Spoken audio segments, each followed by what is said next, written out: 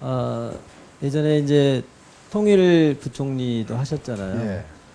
통일 관련해서 오늘 오후에 이제 한반도 평화연구원이라고 하는 이제 기독교 싱크탱크에서 평화 통일에 관한 여러 가지 이야기를 했는데 마지막 순간에 어떤 일이 있었냐면 어떤 나이 드신 분이 이제 울컥한 거예요. 지금 너무 나이브하게 생각하는 거 아니냐. 평화가 먼저냐, 통일이 먼저냐. 지금 이런 마당에서 너무 이 기독교 학자들이 좀 이렇게 나이바다. 그런 생각하는 거 아니냐면서 막 본인의 이야기를 하려고 하는데 사실은 이제 플로어하고 토론을 하려는 게 아니라 이제 질문을 받아서 응답만 하려고 하는 거였기 때문에 그거를 제지하면서 드는 생각이 우리의 마음은 많이 성급해지고 북한은 북한대로 또 그 자기 체제를 유지하기 위한 여러 가지 특히 이제 핵 관련해 가지고 여러 가지 실험도 하고 남한은 남한대로 이제 한 10년 정도는 뭔가 좀 일정한 방향성을 가지고 햇볕 정책이 됐든 뭐가 됐든 가는 것 같다가 또 이명박 정부 이래로 완전히 그것이 무너져 버려서 지금은 거의 강대강 싸움으로 가고 심지어는 그 실제로 한국군 같은 경우는 현장 지휘관들한테 상당한 재량을 줘버렸기 때문에 사실은 대놓고 어떤 뭐 장관 같은 경우는 저쪽에서 한 대 때려 우리 10대 때린다 뭐 이렇게 이제 나오게 되는데 이런 상황 속에서 이제 그리스도인들이 너무 답답하지만 그리스도인의 이제 예수 따르미로서의 정신으로 볼 때 어떻게 견디면서 이 시국을 평화통일의 길로 갈 수 있을지에 대해서 한번 혹시 평상시 생각하신 거 있으시면 한번 들려주시죠.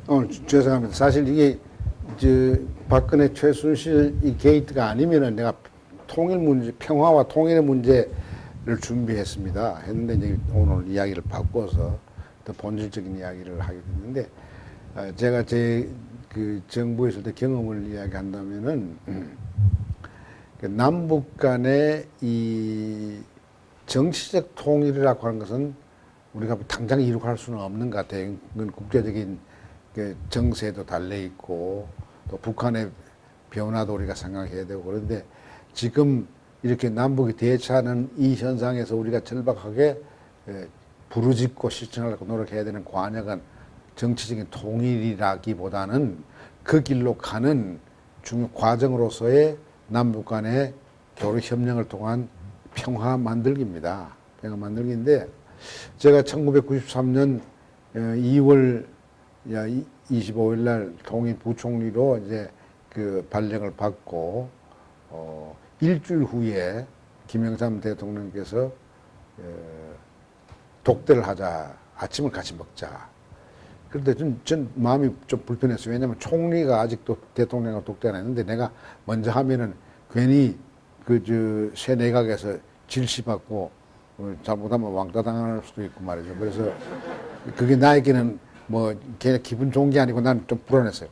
근데 하여튼 그 3월 2일 날 대통령하고 이제 둥근 테이블에서 마주하면서 밥을 먹으면서 이야기하는데 대통령 이 저한테 물었던 첫 질문은 통일 문제가 아니고 뭐 언론이 우리 새 정부를 뭐 7공화국이라고도 하지만은 비꼬아서 6.5공화국 그러는데 이거 어떻게 이거 우회하면 돼요? 그래서 내가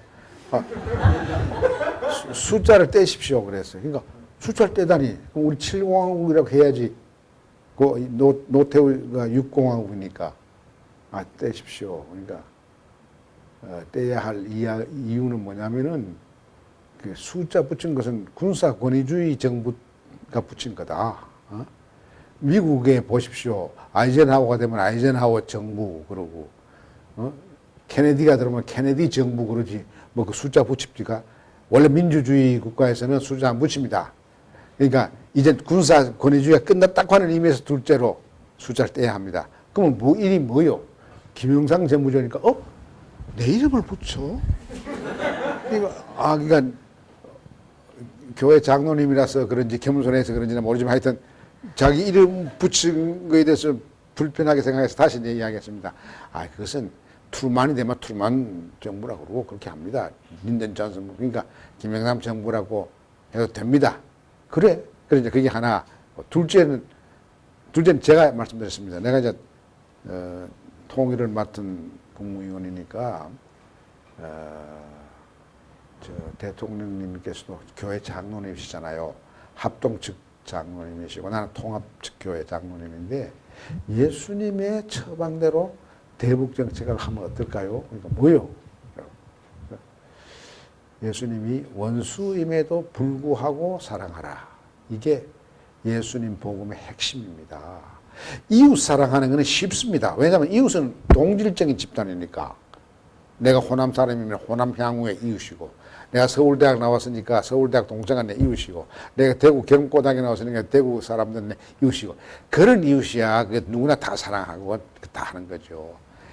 예수님의 복음은 이웃 사랑이 아니고, 한국교회도 그렇고 잘못 이해하고 해서 이웃 사람은 예수 안 믿어도 이웃 사람 다 사랑합니다. 무종교라도 다 이웃 사랑합니다. 문제는 원수임에도 불구하고 원수를 사랑해야 됩니다. 그러니까 그래. 북한이 우리 주적 아닙니까? 주적이지. 주적임에도 불구하고 사랑해야 합니다. 예수님께서 뭐라고 이야기했냐면은 이는 이 눈은 눈. 이 신명기에 나오는 법대로 하면은 보복적 정인데 서로 눈 때리고 일 때리고 민족끼리 병신 만드는 일만 해왔습니다. 이제 이걸로 안 됩니다. 새로운 방식이 뭐냐? 이 예수의 원수임에도 불구하고 사랑하는 것. 탁 이를 때리도 깨안을 수 있는 그 여유를 가져야 합니다. 그러니까 굉장히 불편해 하더라고요. 불편해. 그래서 내가 대통령께서 우리가 북한보다도 얼마나 더 잘 사는 줄 아십니까? 그러니까 가만히 계세요. GDP로 말하면 14배 잘 삽니다. 그때 93년이니까 14배고 지금 몇 배입니까? 지금 40배입니다.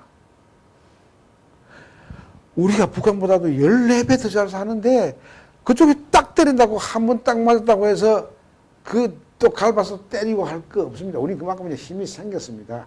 14배 잘 사니까 동생한테 한 대 맞으면은 맞았다 생각하고 끼안어 줌으로써 두 번 때리지 않게 하는 관계.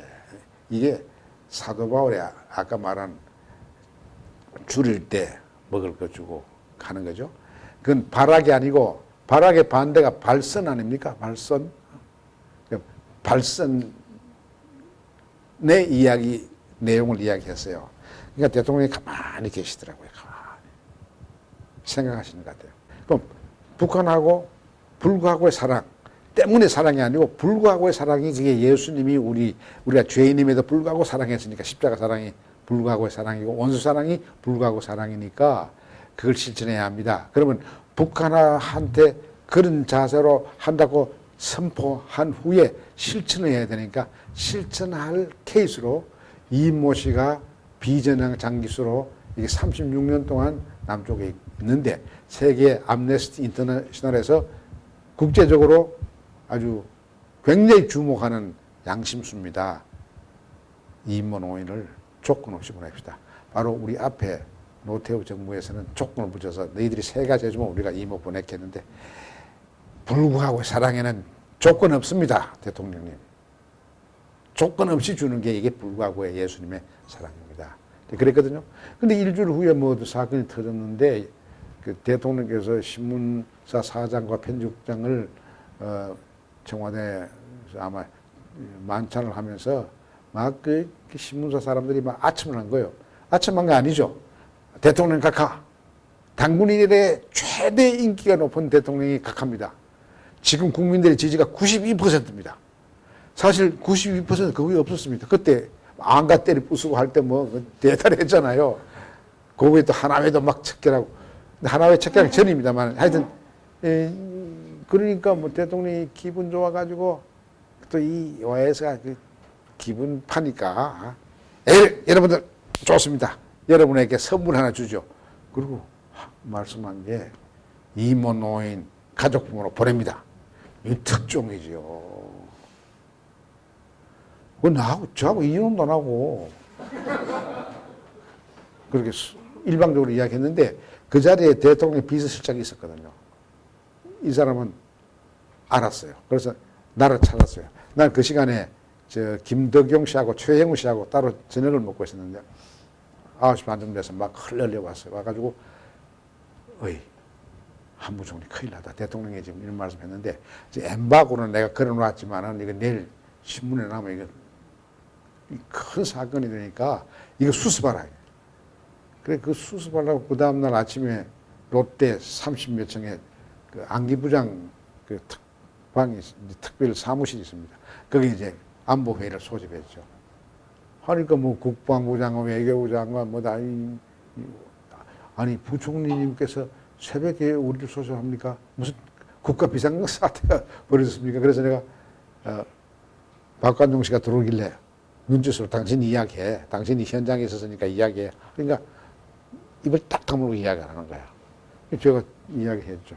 처음에는 뭐냐 그래서 내가 이모노인 이야기 꺼내니까 그게 대통령이 그렇게 발설한 줄 모르고 그 장관들이 아니 부총리께서 아침에 뭐 새벽부터 봉창을 두드립니까? 무슨 소리입니까? 이게 뭐 임무노인을 어떻게 보내요? 그래서 다시 내가 박관종 씨한테 이야기를 안 하길래 내가 어제 대통령이 이렇게 말했다. 그러니까 꼼짝도 못해요. 90% 올라가는 대통령 밑에서 그게 무섭죠. 그때는 지금 10%로 떨어지니까 지금 다 이렇죠.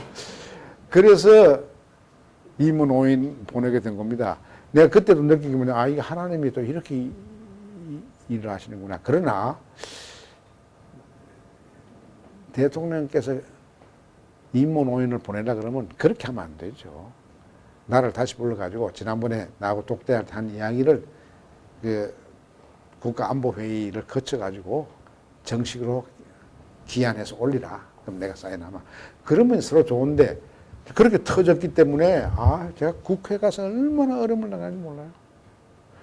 국회 가니까 뭐 그 냉전적인 그 안기부 장관 했던 사람이나 뭐 통일부 장관 했던 사람이나 그 외통위에 가서 뭐 이상주의적인 학자가 되니까 말이야 현실을 모르고 인모를 조금 없이 보내다니 이럴 수가 됐냐. 우리는 뭐 얼마나 당했는데 내가 술 잡수시다가 기분 좋아서 했다 이 말 할 수가 없잖아요. 그러니까 재임 내내 제가 그 십자가는 다 졌습니다. 내가 책 한반도는 아프다라는 책을 2, 3년 전에 냈는데 거기서 비로소 현실을 이야기했지만은 예를 들어서 나는 그런 것이 그 우리가 각자 삶의 자리가 다르지만은 남북 관계를 통일은 당장 안 된다 하더라도 남북 간의 샬롬을 만드는 일에는 여러분들이 할 일이 있을 거예요. 난 이거 하나만 이야기하고 여러분들이 할 일이 여러분 찾으시기 바랍니다. 이제 남북 관계 평화가 안 되는 가장 큰 이유는요. 북한의 강경 군부와 남쪽의 수구 반공주의 권력 세력이 상대방을 공식적으로는 그렇게 저주하고 미워하면서도 북괴라 그러고 남괴라 그러고 제국주의라 그러고 뭐 공산 주체사상자라고 욕을 하면서도 이상하게 남북 강경 세력이